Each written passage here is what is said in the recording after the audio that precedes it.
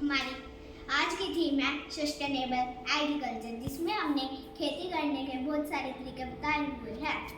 जैसे ये है हाइड्रोपोनिक्स फार्मिंग। हाइड्रोपोनिक्स फार्मिंग में पौधे की जड़ मिट्टी के बिना पानी में गिरे हुई रहती है। जैसे इस पौधे की जड़ मिट्टी के बिना पानी में गिरी हुई रहती है, उसी तरह इन पौधों की जड़ भी मिट्टी के बिना पानी में गिरी हुई रहती है। हमने इस पानी के अंदर बहुत सारे पोषक तत्व मिलाए हुए हैं, जैसे नाइट्रोजन, जिंक, सल्फर, ये सब। और पौधों को फिर यहाँ से पानी पौधों की जड़ों में जाता है।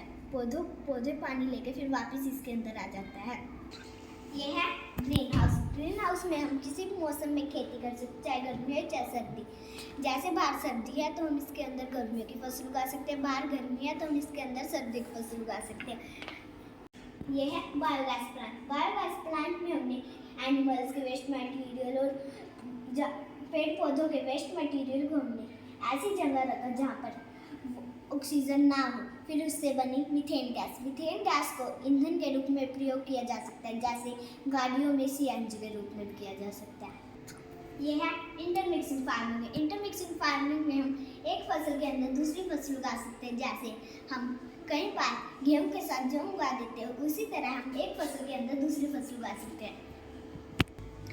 यह है इंटीग्रेटिव फार्मिंग। इंटीग्रेटिव फार्मिंग में हम फसलों के साथ साथ पशुपालन, मछली पालन, इन सभी का भी प्रयोग करके जो खेती की जाती है उसे इंटीग्रेटिव फार्मिंग कहते हैं।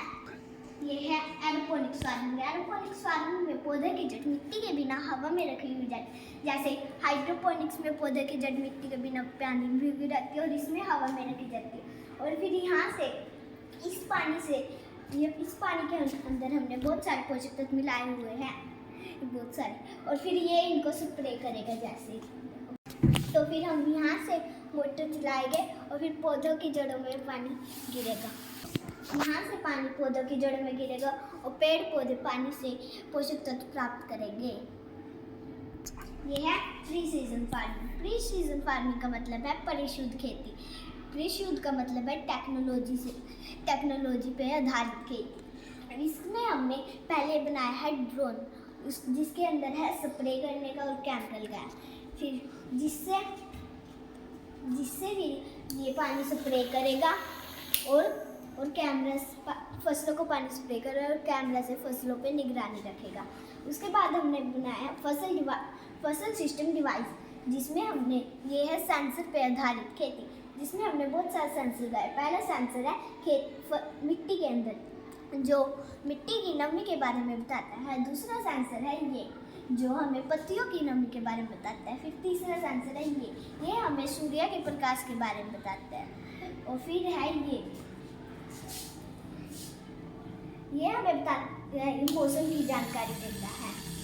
और इन सब को एक पैनल कंट्रोल करता है, जिसका नाम है कंट्रोल पैनल। और इसकी ये सब आउटपुट फ़ोन से कनेक्ट होकर इसकी आउटपुट जानकारी देता है। हमने हमारे मॉडल के माध्यम से खेती करने के विभिन्न तरीके सीखे। हम इन तरीकों को उपयोग करके खेती में पैदावार बढ़ा सकते हैं।